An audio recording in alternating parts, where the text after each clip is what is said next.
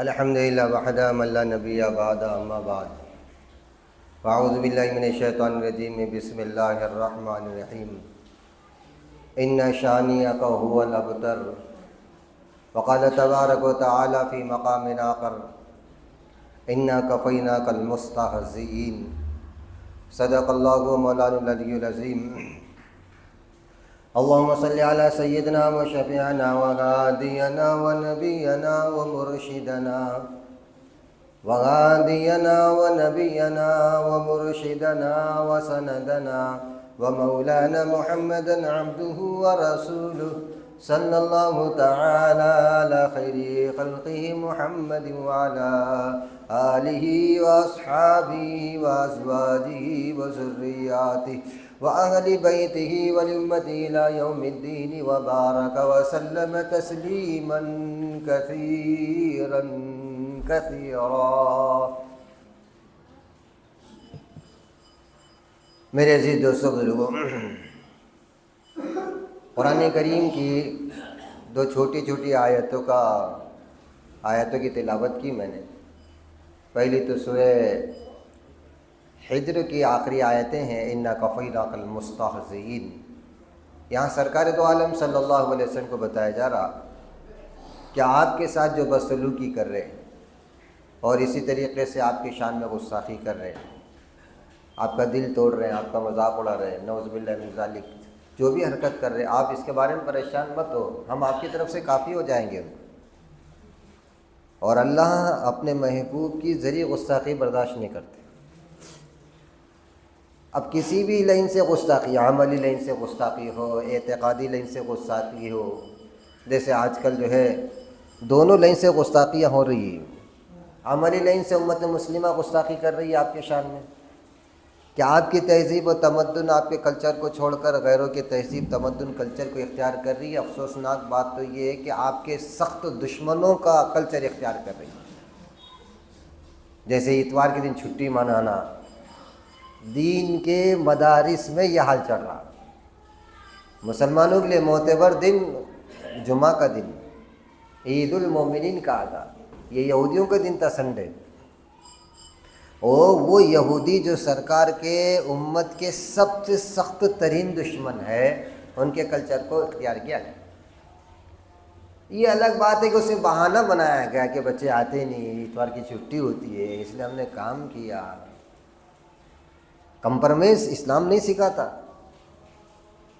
ہر بات کو کمپرومائز کرتے، نماز میں بھی کمپرومائز کرو کہ آج کل نماز کے اوپر بھی بہت حالات آ رہے، نماز ہی نہیں پڑھنے، پھر داڑھی پر حالات آ رہے، داڑھی ہی مت رکھو۔ خیر، یہ عملی اعتبار سے گستاخی ہے رسول اللہ صلی اللہ علیہ وسلم کے شان میں۔ اللہ ہم سب کی حفاظت فرمائے۔ اعتقادی گستاخی بہت خطرناک ہے، دونوں گستاخیاں خطرناک ہیں، مگر اول درجے کی گستاخی اعتقادی ہے کہ نعوذ باللہ سرکار کو نبی ماننا مگر آپ کے بعد بھی کسی اور کو نبی ماننا، اس سے آدمی کافر ہو جاتا ہے۔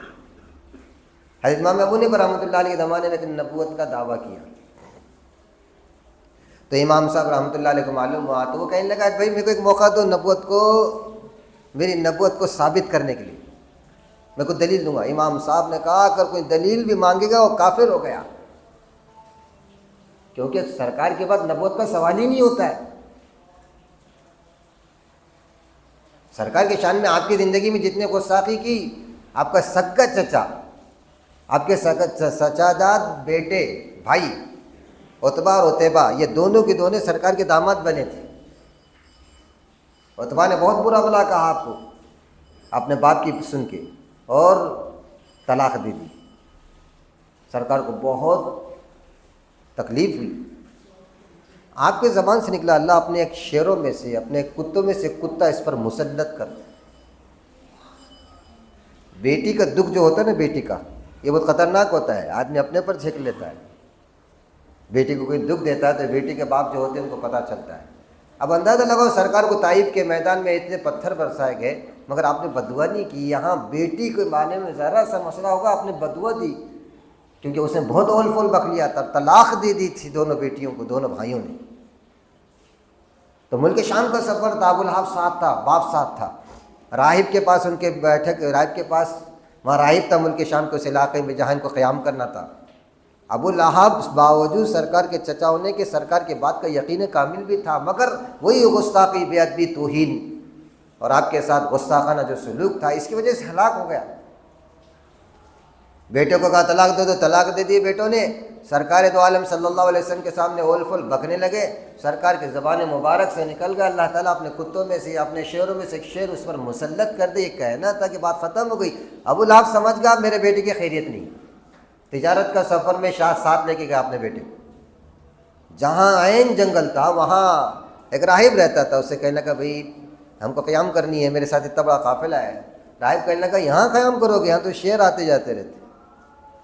کہنے لگے میرے بھتیجے نے بد دعا کیا لیے اور میرا بیٹا نہیں بچ سکتا۔ آپ نے قافلہ والوں کو جمع کیا، دیکھو تم پر میرے احسانات ہیں۔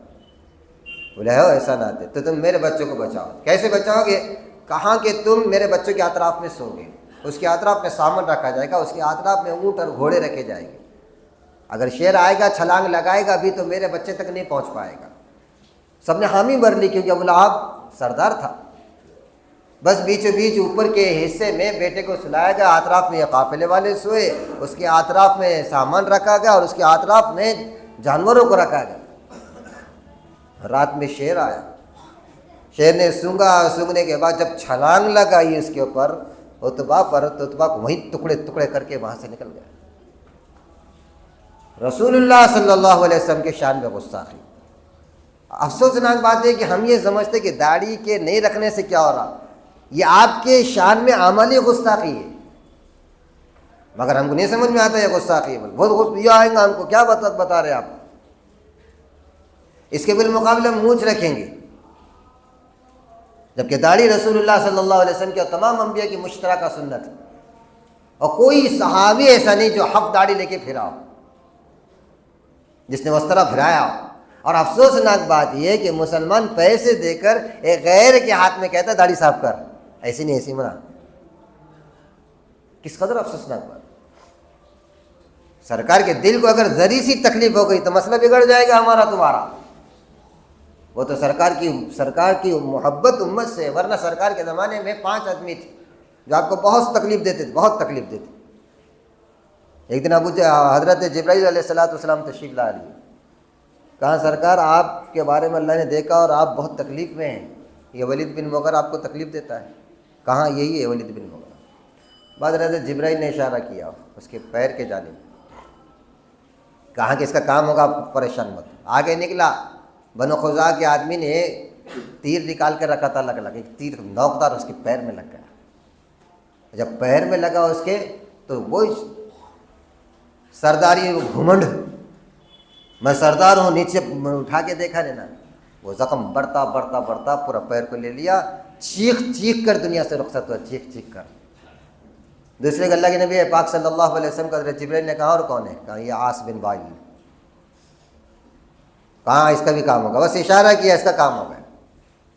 کیوں نہیں گیا اپنے آدمیوں کے ساتھ ایک گھاٹی کے اندر، ایک طرف پیر ہوا، دوسری طرف اس کے بھی پیر میں کانٹا چبھا اور اس کا پیر سڑنا شروع ہوا، وہ بھی ایڑیاں رگڑ رگڑ کے مرا۔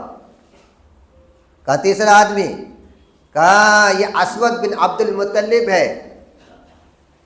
حضرت جبرائیل نے اس کی آنکھ کی طرف اشارہ کیا، اندھا ہوا، چیخے مارتا تھا، چیخے۔ کہا چوتھا آدمی، کہا اسود بن عبد یغوث ہے، جو رشتہ داری میں آتا تھا۔ حضرت جبرائیل نے اس کے پیٹ کی طرف اشارہ کیا، استسقاء کی بیماری بھی ایسا مروڑتا، ایسا لوٹتا تھا اور چیختا تھا اور کہتا تھا محمد کے رب نے مجھے قتل کر دیا۔ پانچواں آدمی حارث بن قیس تھا غالباً۔ حضرت جبرائیل نے اس کے سر کی طرف اشارہ کیا، پیپ بہنے لگا، ناک سے اور منہ سے پیپ بہتا تھا، پوری جیسے عرب کے لوگ دیکھتے تھے مکہ کے منہ، اور کہتا تھا کہ میں ہلاک ہوگا، یہ محمد کی بد دعا ہے۔ آپ کے زمانے میں جس نے بھی گستاخی کی اور آپ کے بعد بھی، سرکار کی شان مبارک تو اپنی جگہ پر ہے۔ سرکار دو عالم صلی اللہ علیہ وسلم کے چاہنے والوں کی شان میں گستاخی کیا، ابو بکر عمر کے اللہ نے ناپاک جانوروں کی شکل میں تبدیل کر دیا ان کو، بے شمار واقعات۔ اور جس نے سرکار سے محبت کی اور ایمان لایا، اور اللہ نے وہ مقام دیا کہ میں گزشتہ جمعہ ایک بات بتانا بھول گیا، بتاتے بتاتے رہ گئی تھی، وہ بات آپ کو بتا دوں کہ اتباع پر کیا ملتا ہے اور مخالفت پر کیا ہلاکت ہوتی ہے۔ اور امت مسلمہ کے کچھ افراد ایسے ہیں جو اعتقادی اعتبار سے بھی گستاخی کر رہے ہیں، وہ بہت خطرناک بات ہے، جس کو ختم نبوت کے کام کے سلسلے میں علماء نے آج تک محنت کی، قیامت تک ختم نبوت کا کام چلے گا۔ آپ ختم نبوت کی اہمیت کو سمجھو، ختم نبوت کیا ہے۔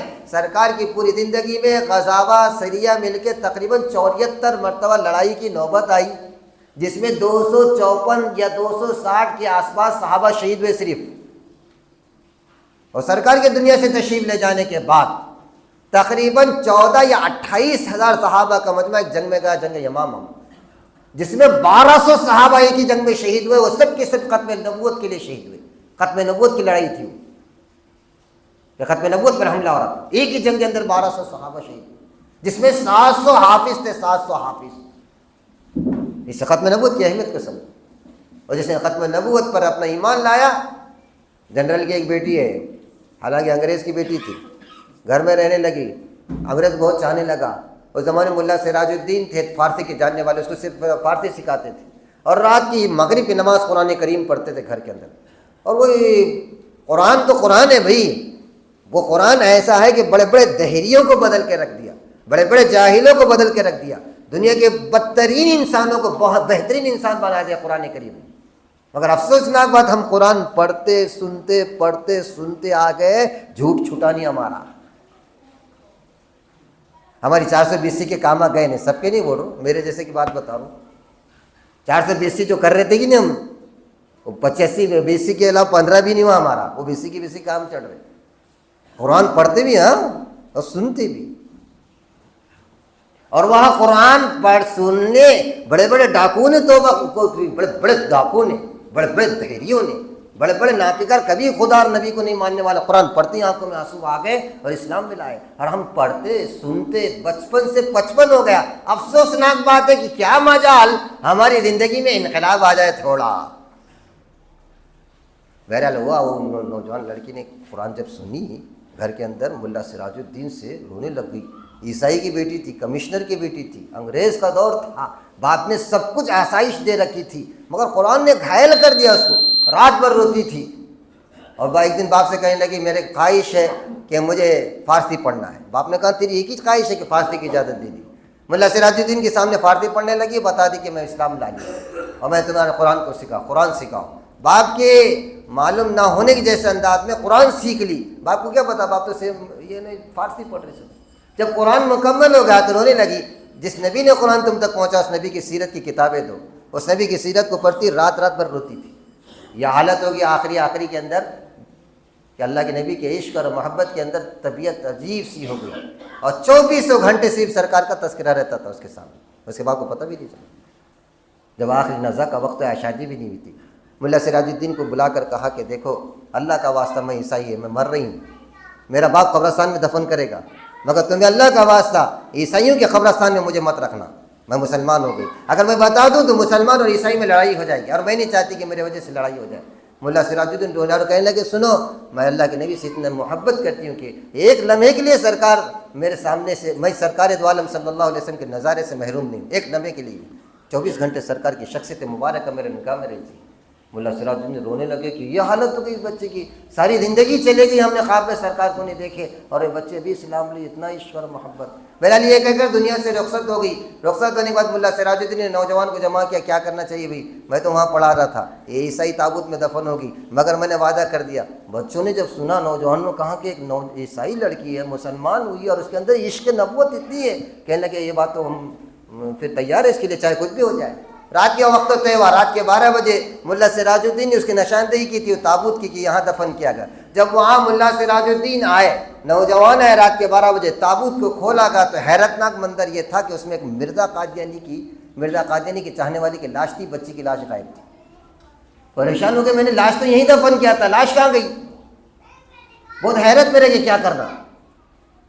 اسی کشمکش میں نیند آ گئی، آپ میں وہی لڑکی سلام پیش کر رہی ہے، اور ملا سراج الدین کہہ رہی ہے اللہ جزائے خیر دے، اور تم پریشان مت ہو، اللہ نے آج جو رات میں 3 آدمی کا انتقال ہوا، ان کا 3 فیصلے کیا ہے، اس میں سے ایک میں ہوں۔